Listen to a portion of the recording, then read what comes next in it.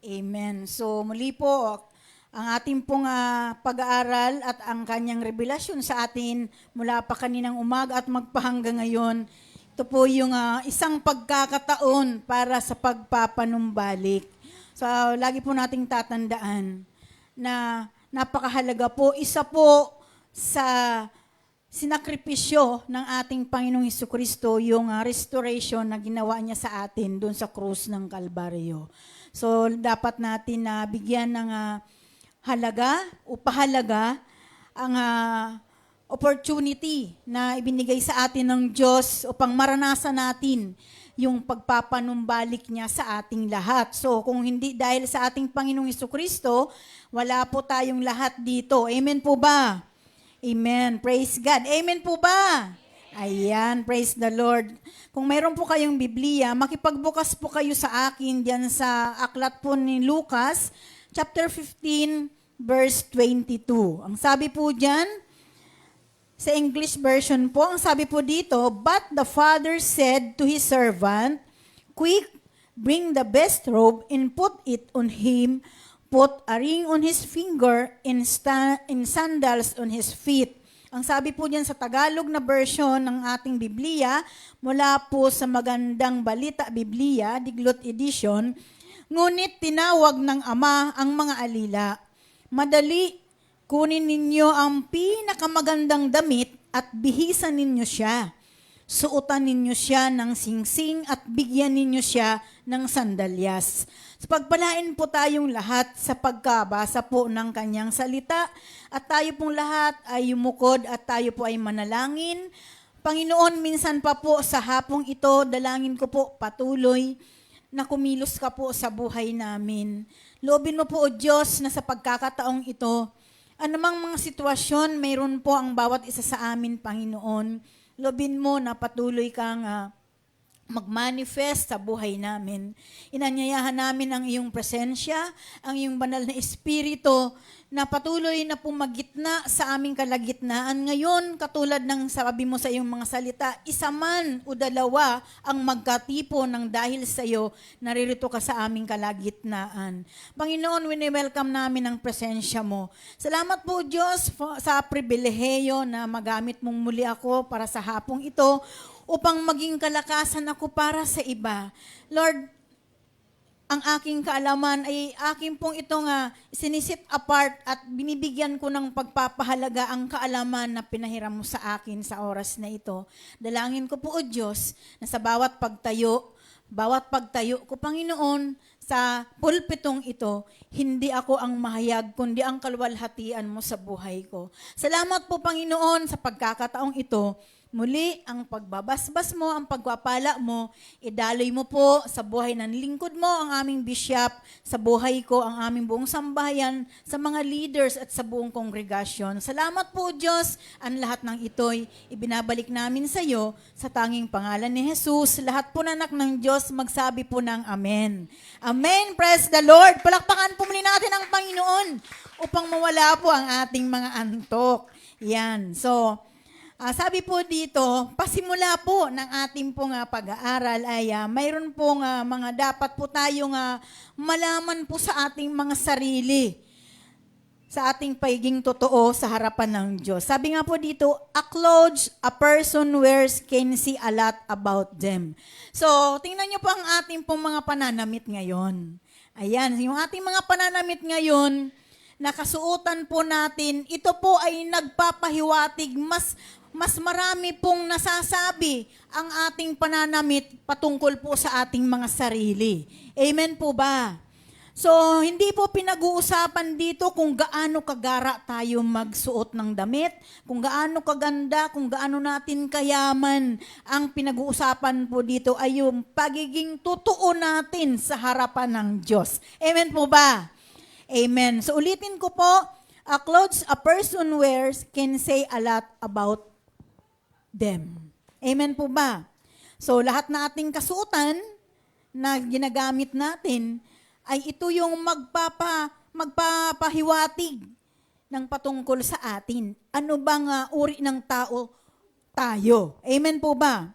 Sabi nga, our wardrobe often reflects our personality, our profession, our internal and external condition, or even how we feel on a certain day.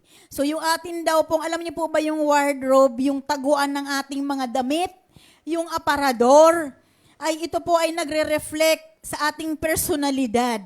Ayan, sino po dito yung mayroong aparador sa bahay? So, kung ano man po yung nakalagay dyan, nagre-represent yan kung sino ka, patungkol sa personalidad mo, maging sa profession mo, maging sa panlabas at panloob na kalalagayan mo, at kahit sa ating mga pakiramdam sa bawat sandali ng ating mga buhay. Amen po ba? So sa damit pa lang, o kahit na nga, 'di ba, kahit na nga sa isang bahay, makikita sa labas ng bahay kung sino yung nakatira sa loob ng bahay, kung sino siya na nakatira sa loob ng bahay. Alam niyo po ba 'yon? Nakabase po yung ating personalidad kung gaano kalinis, kung gaano kadumi yung ating mga harapan. Amen po ba? Kapag malinis ang labas ng bahay, ang nakatira sa bahay ay malinis din. Kapag marumi ang labas ng bahay, ibig sabihin, ang nakatira dyan ay walang pakialam. Amen po ba? Praise God. Hello. Hello. So, ito po, sa ating pong mga pag-aaral ngayon, evaluate po natin yung ating mga sarili. And 101% mayroong gustong ipahiwatig sa atin ng ating Panginoon. Sabi nga po ng isang fashion designer na isang dayuhan, ang sabi niya, "What I found through clothing is that when you put on the right dress or you put on the right pair of glasses or even a suit or a terno, it can really make you remember what is beautiful about life." So itong isang designer na ito na dayuhan, na-discover niya sa pamamagitan ng pananamit na kapag daw po tayo nagsusuot ng tamang damit, tamang pair of salamin, o kahit na yung ating mga terno, o mga bestida, yan. So pag nakabestida tayo, di ba maayos tingnan? Na nakita niya dito na ito yung nagpapaalala kung gaano daw po kaganda ang buhay. Amen po ba? Di ba tayo, kapag mayroon tayong mga okasyon na pinupuntahan, nagre-ready po ba tayo? Nagre-ready tayo? Nagre-ready tayo, it's because gusto natin na maging maganda yung aura natin. So, kahit na sa pagsamba natin, di ba, gabi pa lang, piniprepared na natin kung ano yung uri ng ating damit na susuotin. Ganun po ba kayo? Yan. So, ibig sabihin, doon sa mga damit na pinili nyo gabi pa lamang para sa kinabukasan na pagsamba, na kikita nyo na, o nagpapahiwatig na itong mga damit na ito na nakaprepared nyo, kung sino kayo. Amen po ba? Praise God. However, there are many who do not feel beautiful on what they wear. This is because sometimes they are wearing the wrong kind of clothes. Kung bakit daw kalimitan, maraming mga tao ang hindi nararamdaman na maganda ang kanilang mga isinusuot dahil minsan sila ay sumusuot ng hindi tama sa okasyon ng pananamit. Amen po ba? Amen po ba? Yung iba sa atin, nagmumurmur pa. Bakit ba? Bakit ba sa church na yan, hindi pwedeng magsuot ng bestida? Alam niyo po ba, dito po sa ministry, naranasan niyo po ba na nag-demand kami kung ano yung gagamitin ninyo? Maliban na lang na mayroon tayong mga uniform. That's why sa music team ay mayroon po kaming Pray Sunday. Pag sinabi pong Pray Sunday, ibig sabihin nun, kami ay, kung kahit na hindi kami mag-uniform, mayroon kami mga uniform sa bawat Sunday, pero pag last Sunday of the month, may free will kami na magsuot kung ano yung gusto namin na damit na nararapat sa paningin ng Panginoon higit sa lahat. Amen po ba? Praise the Lord. So, dapat ganun po tayo. Amen po ba? Kung paano daw po dito sa ating pananamit ay mayroong nababagay na damit para sa atin, para sa mga okasyon natin. Ganon din po yan sa spiritual. Amen po ba? Naniwala po ba kayo na mayroon ding spiritual na pananamit? As in our spiritual needs, yung ating mga pangangailangang spiritual. Amen po ba? Katulad sa literal. Amen. So, mayroon tayong spiritual na pananamit na ito'y nagbibigay sa atin ng kagandahan. Kung sino tayo, amen po ba? Dito nagre-reflect kung anong klaseng o kung anong kondisyon na spiritual mayroon tayo. Amen po ba? Praise God.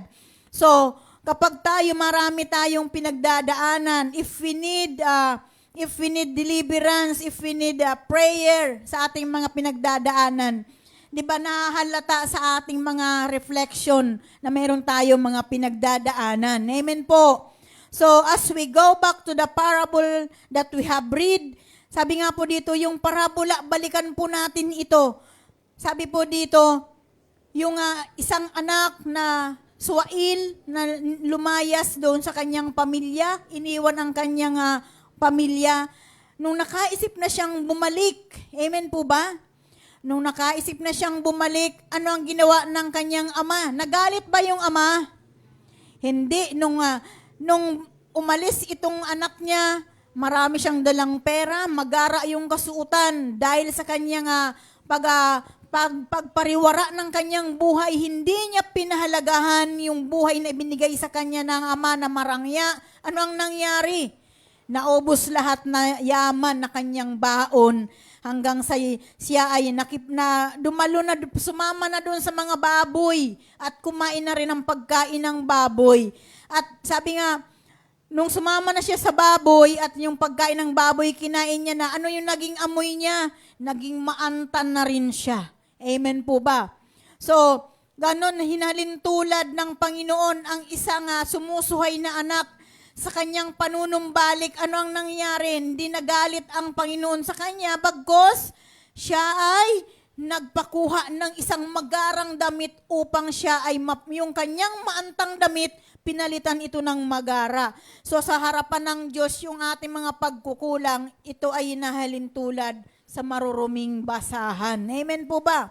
Kaya nga katulad po ng sinabi ko po kaninang umaga, baka mamaya matagal na tayo sa ministry, meron pa tayong itinatagong mga kalikuan, mga kasalanan. Amen po ba? Sayang ng ating pag-upo, bawat linggo nandyan tayo, nag-i-effort tayo ng araw, nag-i-effort tayo ng oras, nag-i-effort tayo ng mga gagamitin natin para tayo makaupo dyan, makapagsamba, but mayroon pala tayong mga kasalanan na hindi pa ipinapahayag sa Diyos, hindi pa tayo nanunumbalik sa Panginoon. It's a matter of repentance. Sayang po, hindi po nakikita ng Panginoon yung presensya natin kapag ganon.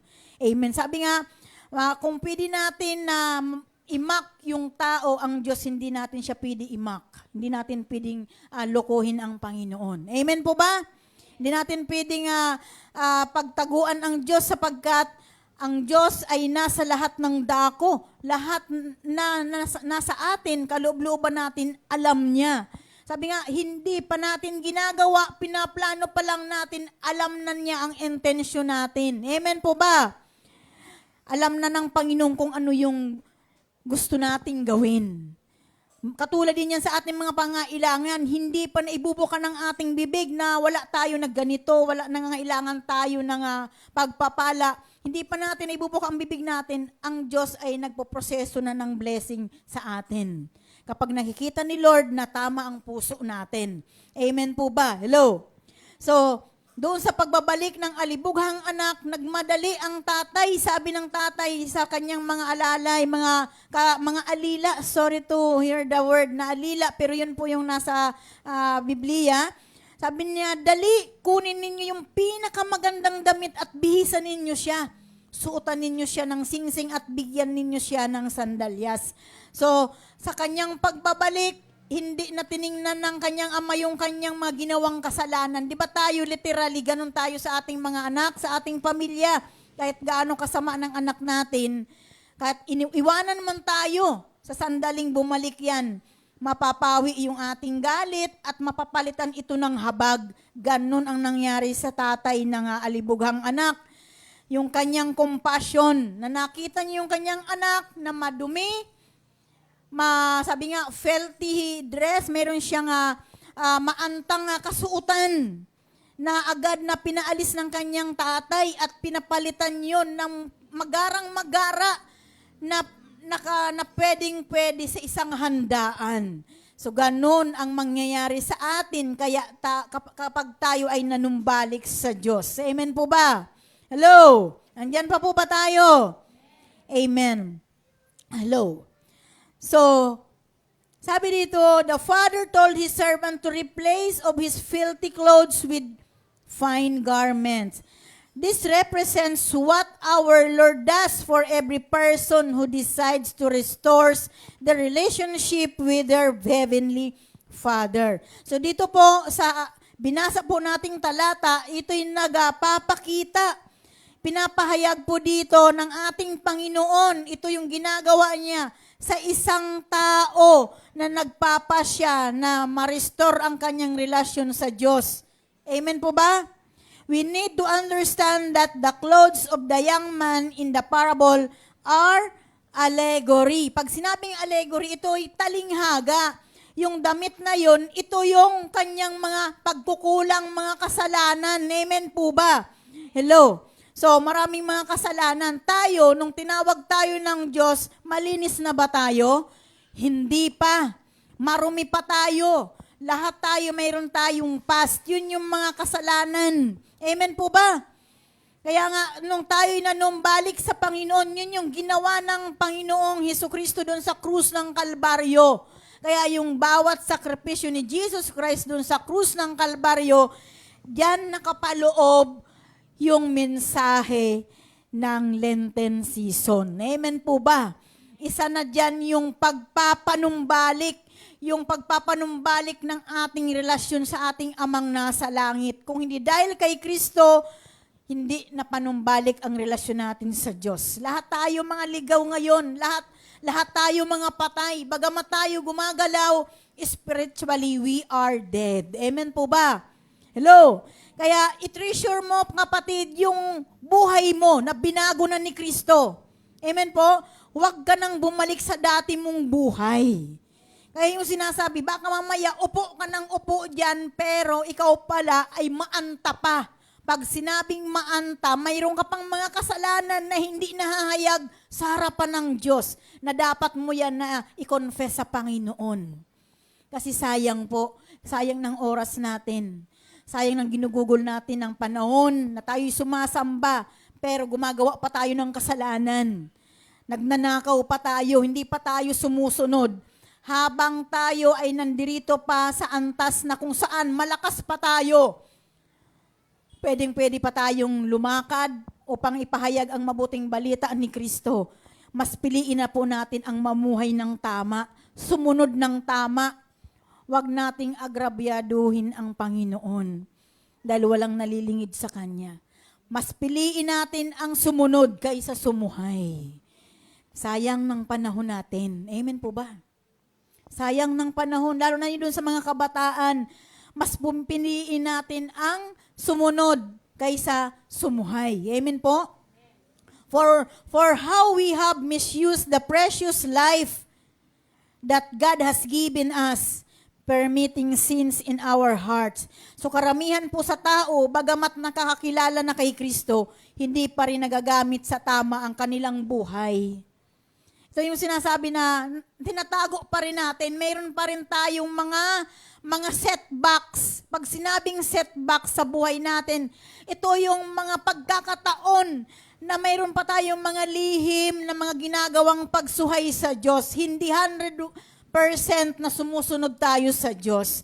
Yaman din lang na nakilala na natin ang Kristo na nagtubo sa ating mga kasalanan na supposed to be tayo yung sa suffer, biro, si Jesus Christ yung nag-suffer. Amen po ba? So, alisin natin yung mga setbacks sa buhay natin. Piliin natin ang mamuhay ng tama. Huwag na tayong magnakaw. mas piliin natin ang maging tapat sa Diyos. Sapagkat sa pagiging tapat, there is a blessing followed us. May mga pagpapalang sumusunod sa atin, kahit sa mga bata. Kapag tinuruan mo ang bata sa pasimula na sila ay sumunod, habang sila'y lumalaki, kinalalakihan nila ang pagsunod. Hindi nila magawang sumuhay dahil mayroon silang pagkatakot sa Diyos. Amen po ba? Pero kapag nakikita ng mga kabataan na ang kanilang magulang, bagamat in-acknowledge nila na sila ay born-again Christian, Bible-centered Christian, pero nasuhay naman, di naman nasunod. Kapag kinalakhan niya ng ating mga anak na maliliit, pagdating ng araw, kapag inutusan niyo sila, anak, sumunod kayo. Tatanungin kayo ng anak niyo, bakit nanay, bakit tatay, kayo ba sumunod? Amen? Hello? Praise God. So mapalad po tayo na nagising po yung ating mga anak na ito na yung buhay ng ating ng kanilang mga magulang. We're praising God dahil nagising yung aming mga anak, na ipanganak yung aming mga anak, where we have 7 children, na nabuhay sila, nagisnan nila na kami ng tatay nila ay naglilingkod sa Diyos, nangangaral ng salita ng Diyos. Kaya sa kapanahunan ngayon, yung aming bunso ay 15 years old, panganay namin 23 years old. Pag mayroong gawain at nakikita nila na bakit hindi nag-aasikaso ito, magtatanong sila sa amin, Mami, may gawain ba? Bakit hindi kayo nag-aasikaso? Because yun yung kanilang kinagisnan na kultura sa aming pamilya. Na as for us, me and Bishop, in our house, we will serve the Lord. Amen po ba? So dapat ganun tayo. Ipamukha natin sa ating mga anak, sa ating pamilya, that we are following God. Amen po ba? That we are faithful. Yan, yung katapatan, kapag yan ang ipinamana mo sa iyong anak, hindi ka magkakaproblema sa kanilang paglaki. Dahil hindi nila magagawang sumuhay sa kanilang magulang kapag malalim ang pundasyon ng pagiging tapat. Amen po ba? Praise God. So, dapat yun ang ating dapat naintindihin. So when the father saw the condition of his son, he had compassion on him and called for his trade bane to be immediately exchanged for robes fit for banquet. So yung tatay na ito, hindi na siya nagsalita. O anak, saan mo dinala yung pera mo? Di ba tayo, literally, ganun tayo eh. Ay, ito na yung magaling kong anak. O, saan mo dinala yung mana mo? Pero yung tatay ng alibughang anak, hindi na siya nagtanong. Sa halip, tinawag niya ang kanyang mga kasama, mga katulong, at madali kayo. Kuha kayo ng magarang damit, suotan niyo siya, bigyan niyo siya ng singsing, at suotan niyo siya ng magandang sandalyas. Alam niyo po ba yung singsing kung anong nirepresent noon? Yung authority. Once na tayo ay sumuhay, nawawala ang authority natin na ipinabinigay sa atin ng Diyos. Amen po ba? So kahit na anong gawin mong panalangin, kung ikaw ay nasa pagsuhay, talbok yan, hindi ka pakikinggan ng Diyos. Dahil ikaw ay nandoon sa pagsuhay. Amen po ba?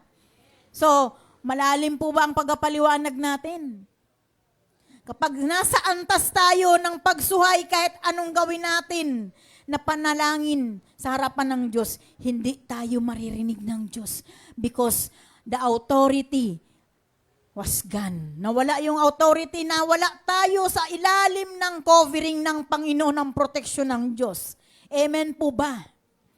Kaya sa bawat pagsunod natin, lagi natin na iaalay sa Panginoon, Lord, ito yung aking pagsunod, ito yung aking nakayanan, ito Panginoon yung aking 10% sa kinsenas na ito na aking sinahod.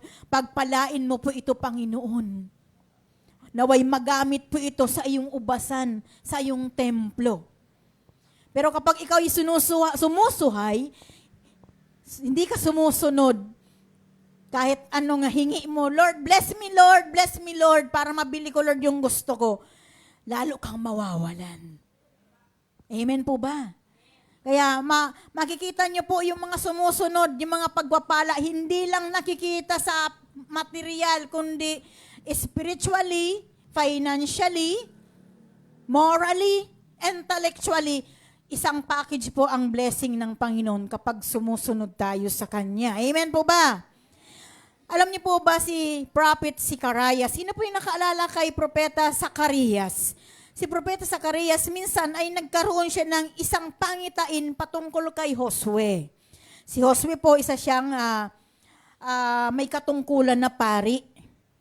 So, sabi ni Zacarias kay Josue, matatagpuan po natin yan sa Zacarias chapter 3, verse 3 and 4. Ang sabi po dito, he said, now Joshua was dressed in filthy clothes as he stood before the angel, said to those who were standing before him, take off his filthy clothes. Then he said to Joshua, see, I have taken away your sin and I will put fine garments on you.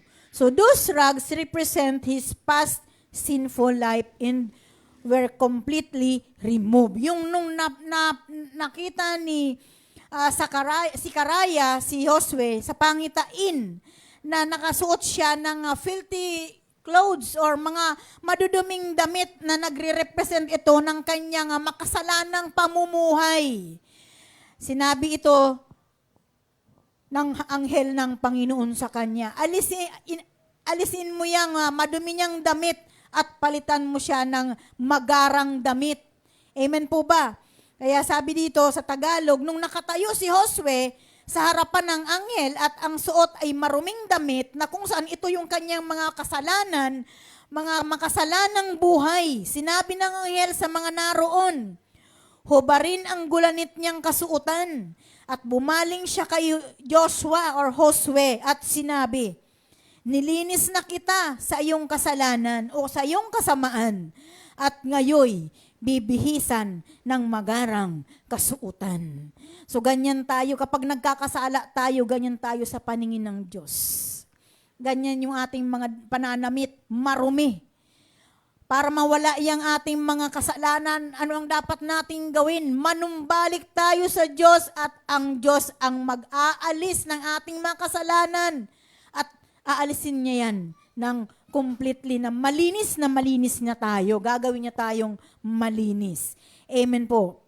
So, sa kabila ng lahat, alam niyo po ba, doon sa alibughang anak, nung siya'y bumalik, hindi siya makapangatwiran sa kanyang ama. Bakit? Alam niya yung kanyang mga ginawang pagkukulang. Sa kabila ng karangyaan na buhay na pinagkatiwala sa kanya ng kanyang ama. Alam niyo po ba yung alibughang anak kung sino yon? Tayo yon nung panahon na wala pa tayo kay Kristo. Amen po ba? Pero nung napanumbalik tayo sa pamamagitan ng Panginoong Jesucristo sa pagbigay ng kanyang buong buhay upang magpapako siya dun sa krus ng Kalbaryo, ginawa niya tayong malinis. Dati tayo lahat maantarin. Amen po ba? Because of our mga kasalanan, mga sinful way of life, yung mga makasalanang gawi. Kaya ngayon, tigilan na natin yun habang may panahon pa tayo, mas piliin natin ang mamuhay ng tama. Sabi nga, hindi ito pagalingan. Alam niyo po ba? Hindi pa. Ang pagiging anak ng Diyos, hindi yan pagalingan. Sa paglilingkod din sa Panginoon, hindi riyan paramihan. Mas mahalaga po yung mayroon kang tamang buhay. Maraming magagaling, pero hindi tama ang buhay. Amen po? Mayroon ding magagaling, pero tama din naman ang kanilang buhay. Kaya, mas piliin natin yung magaling na, tama pa ang buhay. Amen po ba? Kaya, sabihin natin gusto ko, mas galingan ko pa ang mentor ko. Yes, okay yun. Gusto nyo, galingan nyo pa yung nagme-mentor sa inyo. Pero lagi nating tatandaan, hindi nakukuha ang pagiging anak ng Diyos sa pagalingan. Nakikita ang pagiging anak ng Diyos sa pagiging tama ng kanyang buhay. Amen po ba? Hello? Salamat sa Panginoon. Hallelujah. Alam ko naman na lahat tayo itinatama ng Diyos. Sabi nga, we are not really perfect. Only God, only Jesus Christ is perfect. Pero lagi nating tatandaan, sa bawat sitwasyon na ating kinakaharap sa bawat araw. Mas piliin natin ang mamuhay ng tama. Amen po ba? Yung hindi mo inaagrabyado si Lord. Yung hindi mo tinatapakan yung kabanalan ng Diyos. Amen po ba? Lalo na yung ating mga kasalanan, hinahalin tulad yan sa ating mga pananamit. So sa ating pananamit, sikapin natin if we are truly a daughter or a son of God. Amen po ba? Mas piliin natin ang manamit ng tama. Dahil sa ating pananamit, nagpapahayag yan dito, nagre-reflect kung sino tayo. Kahit hindi mo ipagsigawan na anak ka ng Diyos, hindi mo na kailangan ipagsabi sa mga tao, ako pastor ako. Ako mentor ako. Hindi mo kailangan na sabihin yan sa kanila. Base sa iyong kasuotan, magre-reflect yan kung sino tayo. Amen po? Base sa kasuotan natin, magre-reflect kung sino tayo. Kapag ikaw ay kilala mo na si Kristo, naglalakad ka sa kalsada, that you are wearing an spaghetti clothes, wearing a short, totoo ba na anak ka ng Diyos? Amen po ba? Hello? Hello? Lagi nating tatandaan, mas masarap po ang mamuhay ng tama. Amen? Wala ka mang kayamanan dito sa lupa, mayaman ka naman sa paningin ng Diyos dahil sinusunod mo ang lahat na kanyang utos. Hindi man lahat, sinisikap natin na maging tama ang buhay natin. Kasi minsan na tayong nagkamali, lahat nung hindi natin kilala si Kristo, lahat ang buhay natin mali. Amen po ba? We are all filthy. Maanta tayong lahat, mabaho tayong lahat. Ang isang makasalanan hinahalin tulad yan sa isang basahan.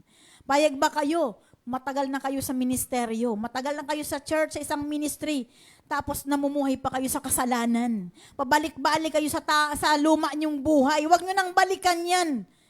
Amen po ba? Sabi nga, when we follow Jesus, no turning back sa ating mga old life.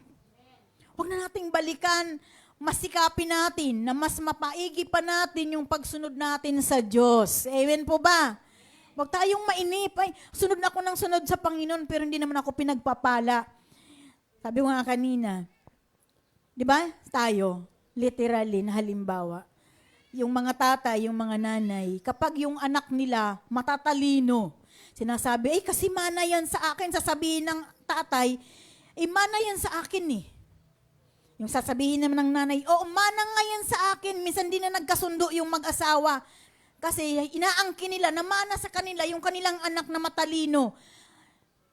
Hindi nila alam kung sino ang nagbigay ng talino. Walang iba kundi ang Diyos.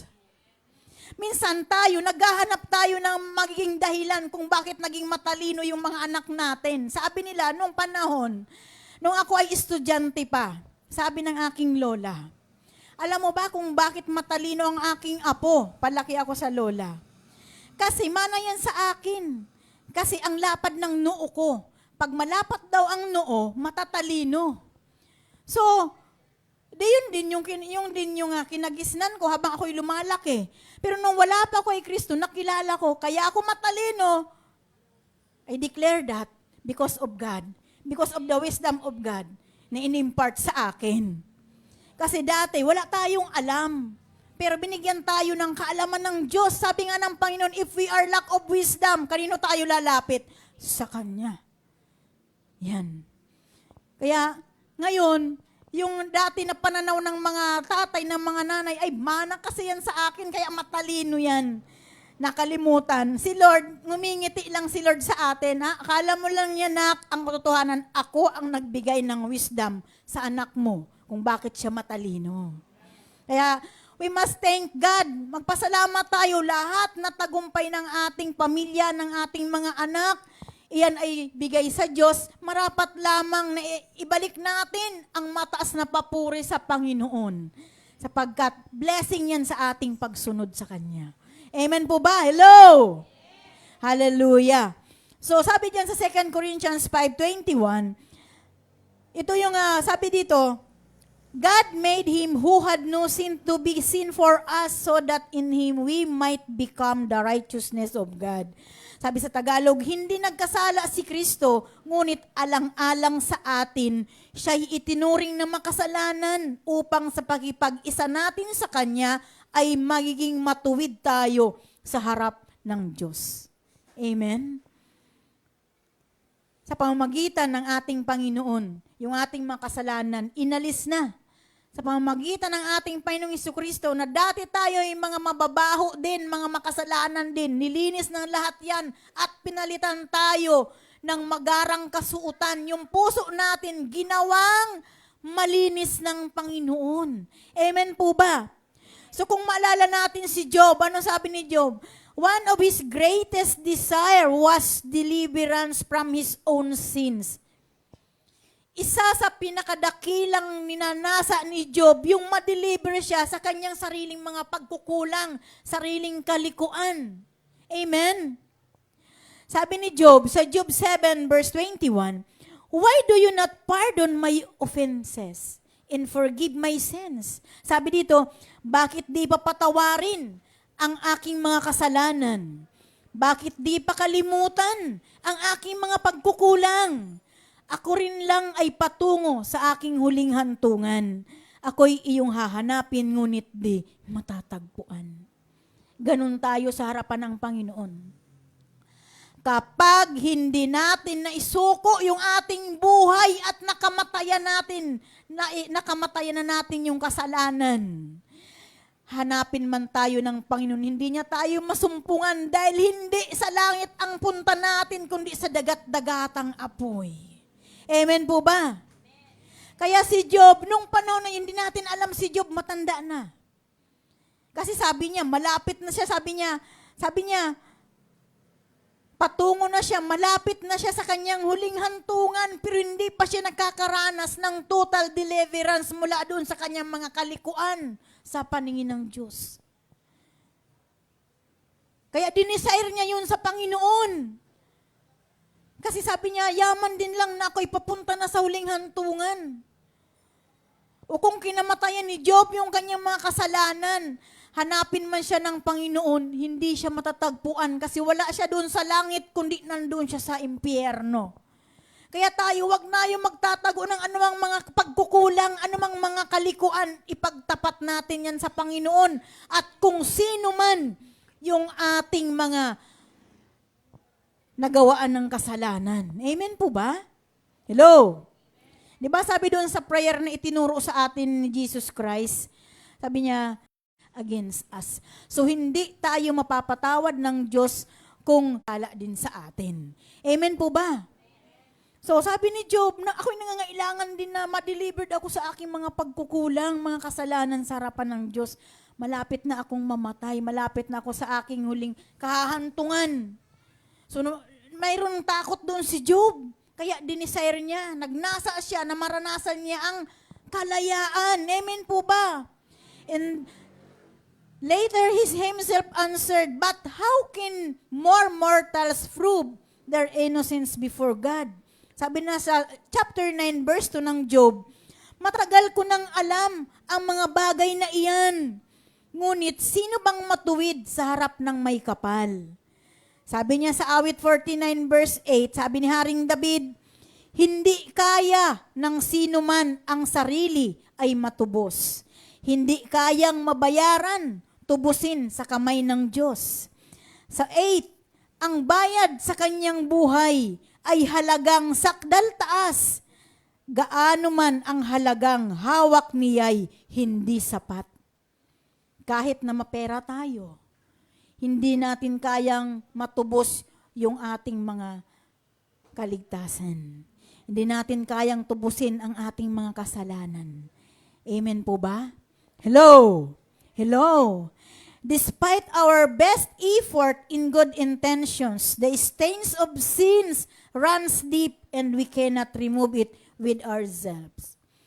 Kahit malaliman yung effort na gawin natin, nandyan pa rin yung bahid ng kasalanan, mas lalong lumalalim, hindi kayang alisin niya ng mga sarili natin, maliban na ang Diyos ang mag-alis niyan.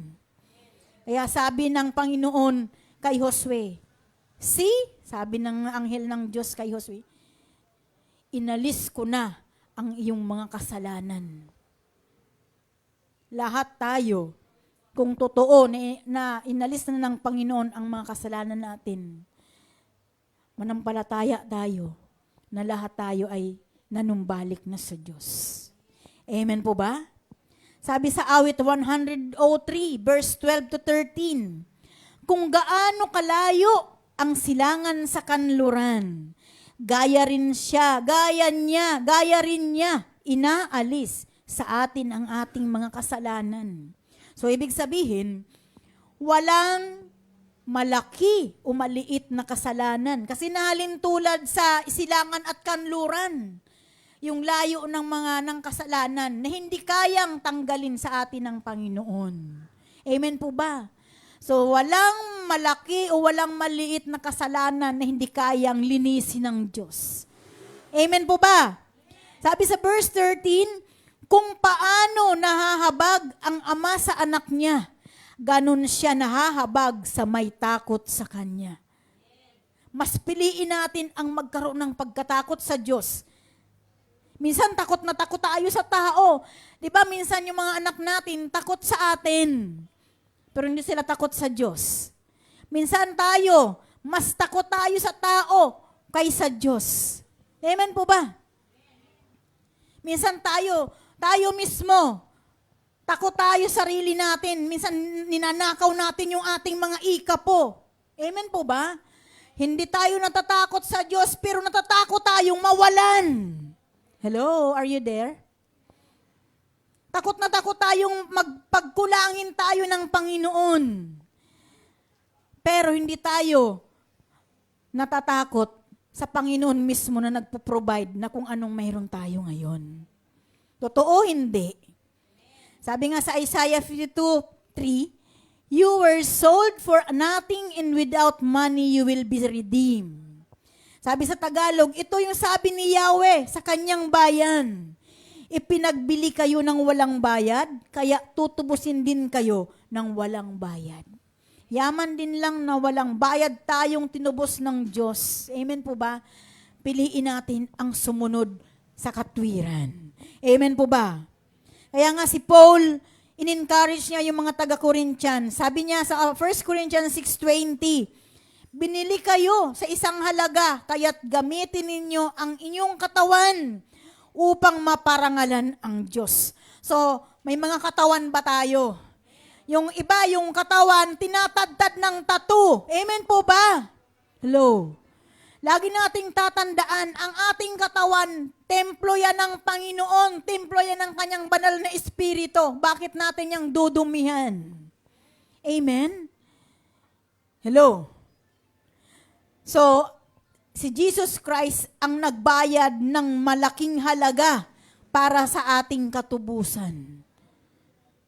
Without our knowing, sa pamamagitan ng ating Panginoong Jesucristo na nagdusa siya dun sa krus ng Kalbaryo, nandito tayo ngayon. Tinubos niya tayo. Tinubos niya tayo ng libre. Redemption, di ba? Niredeem tayo ng Panginoon. Yan, kaya dapat, yaman din lang na malaki ang buhay ang ibinigay ng Panginoong Jesucristo sa ating lahat ngayon. Gamitin natin sa tama ang ating mga buhay. Gamitin natin ng tama yung buhay na ibinigay sa atin ng Diyos. Ipamalas natin sa Panginoon bilang pagbabalik ng pasasalamat. Lord, thank you dahil dati marumi ako, pero nilinis mo na ako ngayon. Wala na ang dati kong pagkatao, bagkus ako'y binago mo na. Amen po ba? Ang nakakalungkot dahil binago ka na ng Diyos, nilinis ka na ng Diyos, pabalik-balik ka naman dun sa putikan. Kaya nga, di ba, kapag ganun yung ating attitude as a Christian, saan tayo hinahalin tulad? Yung mga Kristiyano na pabalik-balik sa kasalanan, hinahalin tulad yan doon sa baboy. Ang baboy, di ba, mayroong paliguan ng baboy. Pagkatapos ng baboy na linisin, ano ang ginagawa? Bumabalik doon sa kanyang paliguan uli para siya naging marumi uli. Ganyan ang mga Kristiyanong pabalik-balik sa kasalanan. Ayaw niya na manatili siyang malinis. Gusto niya, ngayong linggo, malinis siya. Pumunta siya sa simbahan, sumamba siya. Pero sa sunod na linggo, wala siya. Bakit? Nandun siya sa kasalanan. Hello? Nandyan pa ba kayo? Gising pa ba kayo? Ganyan po ang buhay na tinatama ng Diyos. Offended aside. Huwag po kayong magagalit sa akin. I'm just saying what the Holy Spirit wanted to say for everyone, each of us. Gusto ng Panginoon na manatili na tayong binago niya, nilinis niya. Amen? Nakita niyo, kung naalala niyo si Josue, pari na siya, high priest na siya, pero may kasalanan pa pala siya. Kung wala yung propeta si Karaya, hindi makita sa kanya, hindi mahayag yung kanyang itinatagong kasalanan. Pari na siya, pero may kasalanan pa rin siya. Amen? Tayong lahat, bukas na bukas ang buhay natin sa harapan ng Diyos sa mga oras na ito. Kahit anong gawin nating pagtatago ng ating mga nagawang kalikuan, pagnanakaw, pagsisinungaling, pagtanggi, pagsamba sa Diyos-Diyusan. Alam na alam ng Panginoon na tayo, kung tayo man ay filthy, maanta ang amoy natin. Piliin nyo yung mabango tayo sa harapan ng Diyos. Yung mga mababango, sila ito na inalis na ng Panginoon yung lahat ng mga kasalanan. Sabihin mo, I am a Christian, I am a born-again Christian. Totoo, born-again Christian ka. Pero pagdating ng makakuha ka lang ng pagkakataon na walang nakakita sa iyong kapwa mo Christian, nagtatago ka ngayon. Bumabalik pa rin sa lumang buhay. Inalis ka na ng Panginoon sa pagkakasala mo, binabalikan mo pa rin. Ay, hindi naman nakikita ni pastor Wala naman si bishop, di naman ko kasama si bishop. Makapanergarilyo nga muna. Wala naman nakakita Yun lang ang akala mo. Kaya baka mamaya, nakaupo ka dyan, ang sarap-sarap ng upo mo, yung pala'y maanta ka pa rin. Hello? Are you there? Every area of a young man, women's life was transformed. Bawat area ng buhay natin, lalaki ka man, babae ka man, binago na tayo ng Diyos. No turning back to our old life. Huwag na natin balikan yung mga luma nating buhay. Gawin na lang natin isang patutuo na pinagtagumpay tayo ng Diyos sa mga nakaraan natin. Amen po ba? He was restored to his position as a son, yung alibughang anak. Na-restored siya. Napanauling muli yung kanyang pagiging anak ng Diyos. Tayo, nung wala na tayong kasalanan, nilinis na tayo, pinanauling muli na tayo ng Panginoon, na panumbalik na tayo sa Kanya, na-restore na yung relasyon natin. Wala nang hadlang, wala nang kasalanan. Pero kapag nagtatago kayo ng inyong kasalanan, lagi niyong tatandaan, may barrier pa rin.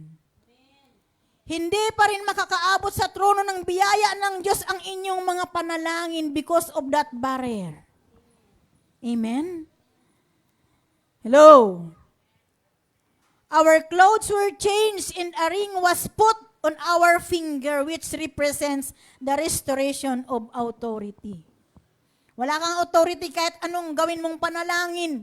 Kahit anong gawin mong panalangin sa asawa mo, sa anak mo, tatalbog yung panalangin. Bakit? Ang authority wala sa'yo because you are always filthy sa pang-amoy ng Diyos. Hindi ka nga naamoy ng asawa mo na ninigarilyo, kita ka naman ng Panginoon. Amen po ba? May natututunan po ba tayo? Palakpakan nga po natin ang Panginoon. Sa aking pong pangwakas na tanong ay ito po yun. If we leave our lesson for today, Which do you think you are wearing today? Ano daw po bang kasuotan ang suot-suot natin ngayon? Tayo ba yung nakasuot ng basahan pa sa paningin ng Diyos? O yung ating mga kasuotan nagre-represent na tayo ay nilinis na ng Diyos? Pagpalain po tayong lahat ng Panginoon. Father God, we thank you for the wisdom that you have given upon me. That your presence were revealed in our midst. Sa oras po ito, Diyos, maraming salamat for using my life as a vessel of your message, O God. We thank you, Father God, for this big opportunity na nagamit mo po ako. Naway naging kalakasan ang mensahe mo para sa aming lahat ngayon. Marapat lamang na ibalik namin sa iyo ang mataas na papuri, pasasalamat, pagluwalhati. Sa tanging pangalan ni Jesus, lahat na anak ng Diyos magsabi ng Amen.